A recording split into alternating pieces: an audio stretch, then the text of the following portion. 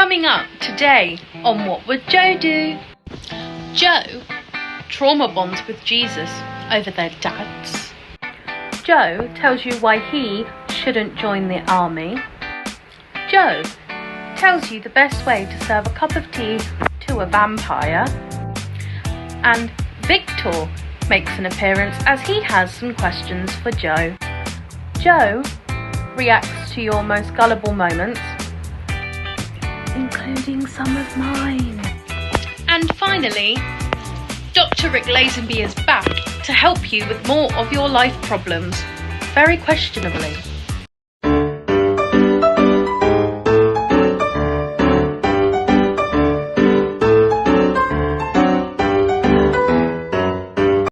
Hello there everybody, it's Joe here, and welcome to another episode of What Would Joe Do? And you all loved the first episode so much, didn't you? One user commented, diabolical content, 18 of the most unfunny minutes ever. Well, that's just rude. Another user commented, so bad you couldn't even pay me to watch this. And yet, you still did it for free. So how does it work? You ask me questions, I answer them. It's so simple. Let's begin with question number 1. Yeah, motherfucker! What would Joe do if Jesus came back? What, host a massive piss-up? The dude turns water into wine. That's a homemade brewery right there. Imagine the profits. But also, imagine the profits. Huh? Get it? Son of God, profits, money, profits of God. Yeah, that's just not fun. You need to shut the fuck up! But also, we could probably trauma dump the...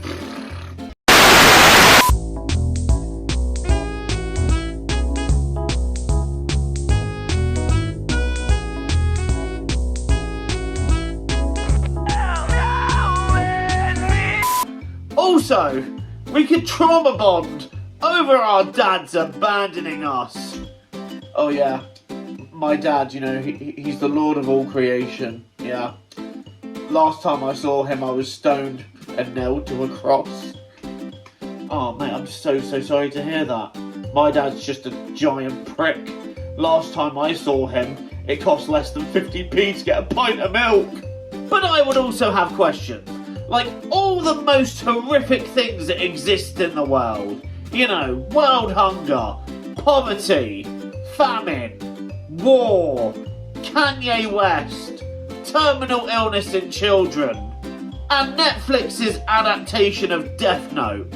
Why are these horrific things allowed to exist? Question number 2. What would Joe do if he was drafted for war?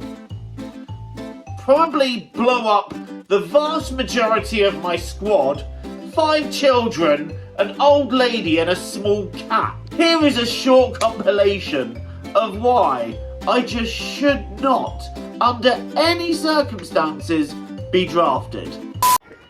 I don't know, that I was just being shot.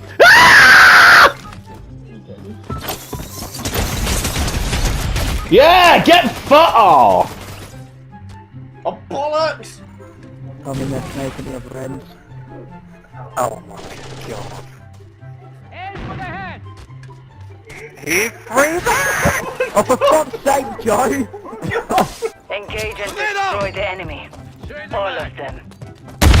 All this shit out here, it doesn't matter if it gets blown up. Right, okay.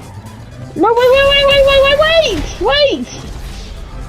You fucking twat! Yeah. So after that, I think it's time that some advice is dispensed from our expert doctor. Oh, thank you. I've just been handed a note. Thank you, darling. Yeah. When are you paying me for this? I'll pay you soon. I tell you what, I'll pay you in chicken nuggets. After all, that's how our relationship began. What's the lowest amount you would suck your best mate off for? Why did you look at me? I don't have an answer for that. A six-piece chicken McNugget meal. Oh, so that's how much it'll cost. And it all came from that. Yeah, lucky me. Anyway, I'd best read this note that I was handed from the producer. Well, that Tash was handed from the producer and it went to me. I don't know, I'm just going to read it. Oh, it turns out our expert couldn't make it today as he would rather shit in his hands and clap than work for my second-rate, piss-poor YouTube channel run by a pathetic man-child. Run by a pathetic, narcissistic man-child, clearly craving mummy's attention that never got it, and so seeks it all over the internet by making second-rate YouTube content. Well, that's just rude, isn't it? So rude. But it's okay. I don't need an expert. We have Dr. Rick Lazenby. You see, I'm like a cup of tea. I'm all warm inside, but if you leave me alone too long, I get all cold. Oh, we're recording. Oh. Hello, I'm Dr. Rick Lazenby, PhD, and I'm here to help you with your problems. This week, Amelia has written in and said, Dr. Rick, I have a problem. Well, of course you have a problem. That's why you've written into me, you ninny. She says, I have a problem. I went on a date with a lovely young man, but he then ghosted me. What should I do? Well, he's not dead, so he couldn't have ghosted you, could he? Clearly, you're just not worth his time.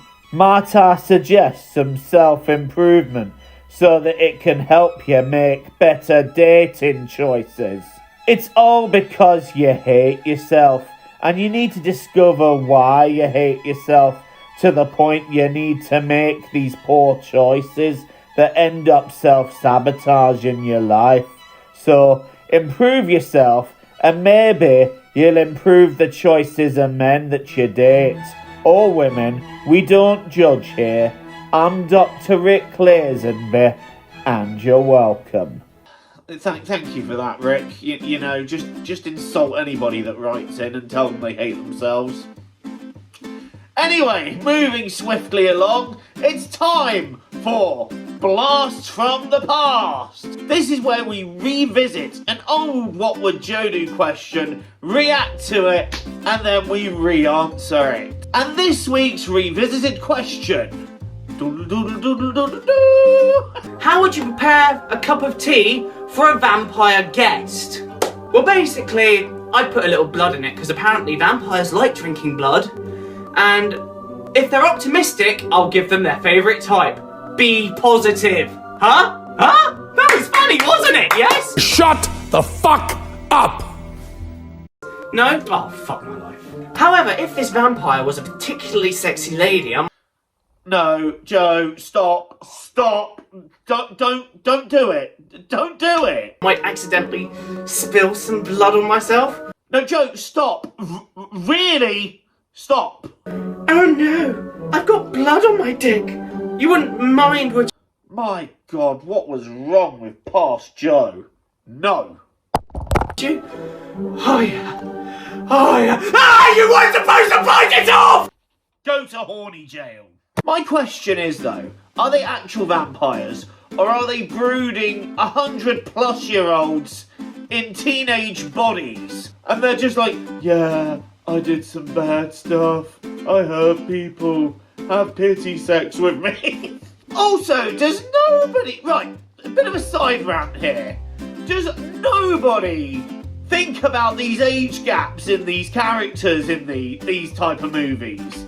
Where the vampire is like over 100 years old.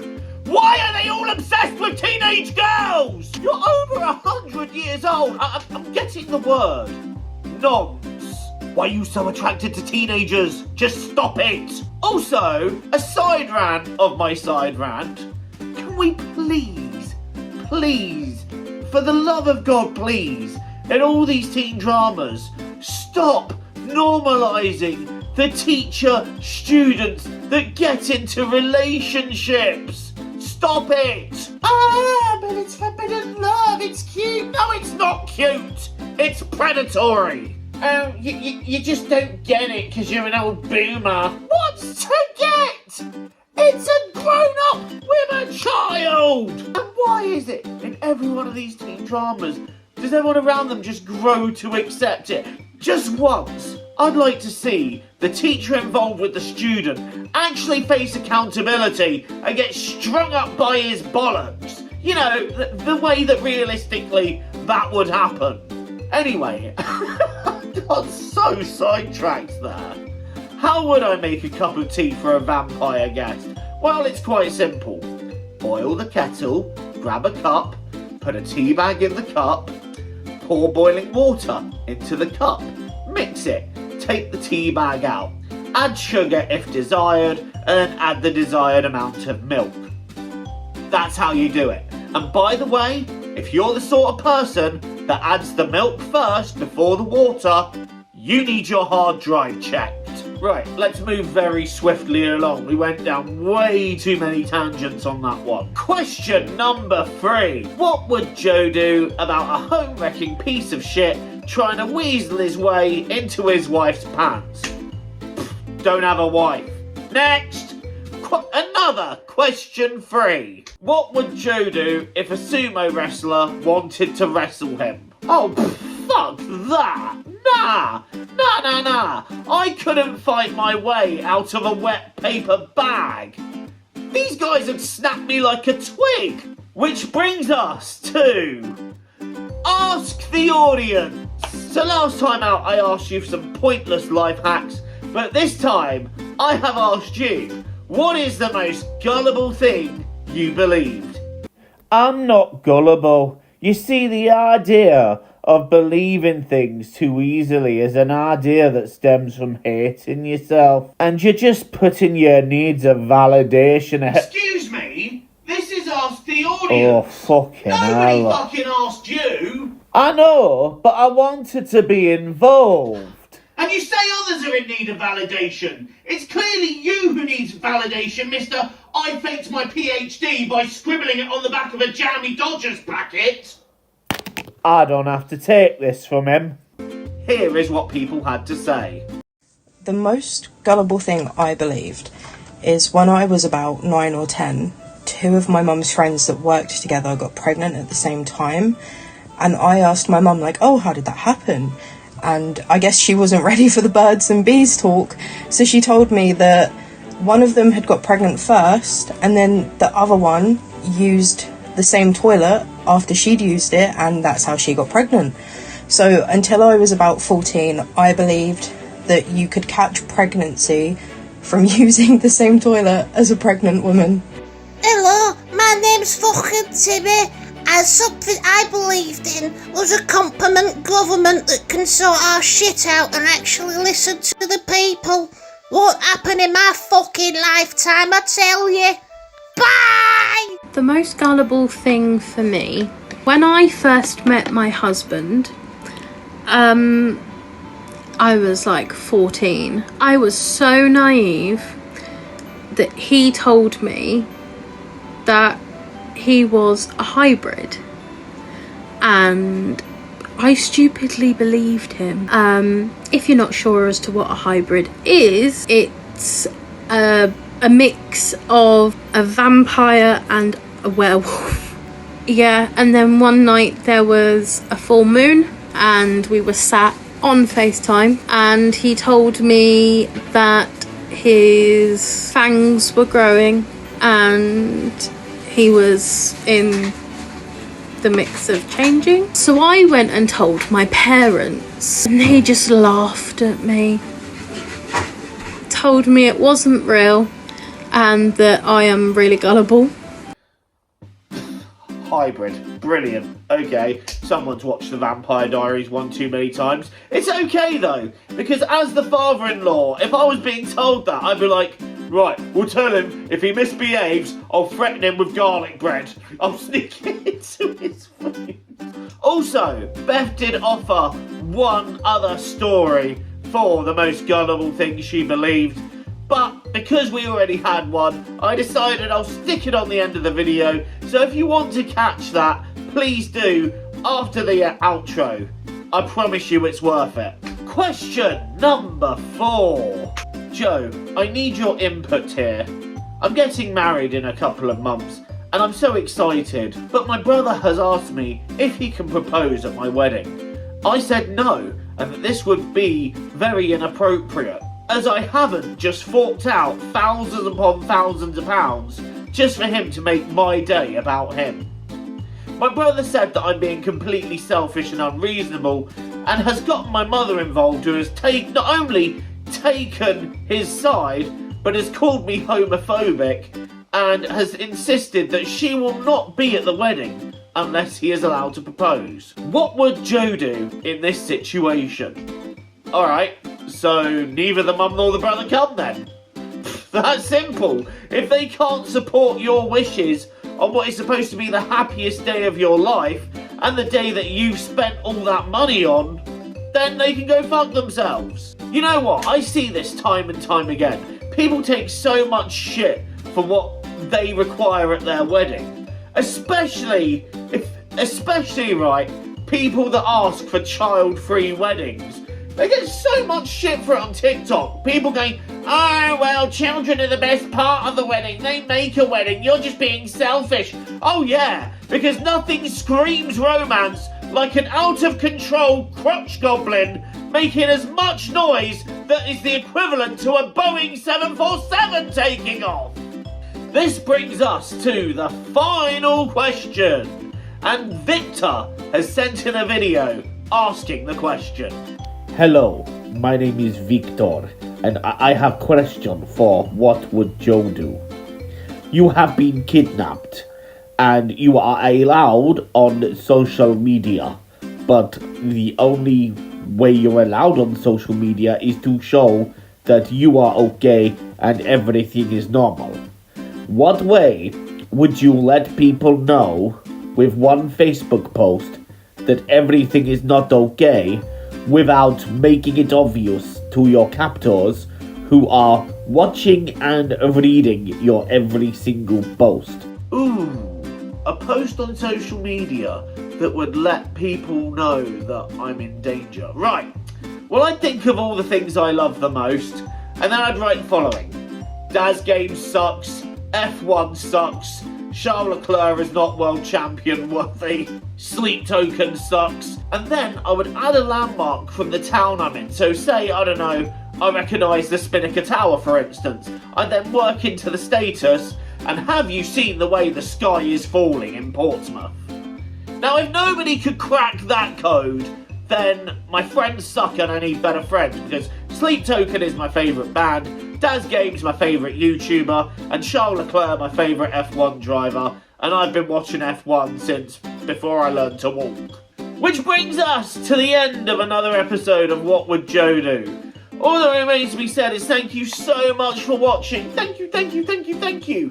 I love you all. Thank you for the support. If you want to see more episodes, let me know. Please keep your questions coming in. Your questions sustain the series. Don't forget to like and subscribe. And also in the next episode, would you like to see Dr. Lazenby give a session to a patient? Could happen. Let me know you want it, and I'll see you in the next episode. TTFN, ta-ta for now, take care, and enjoy the rest of your day.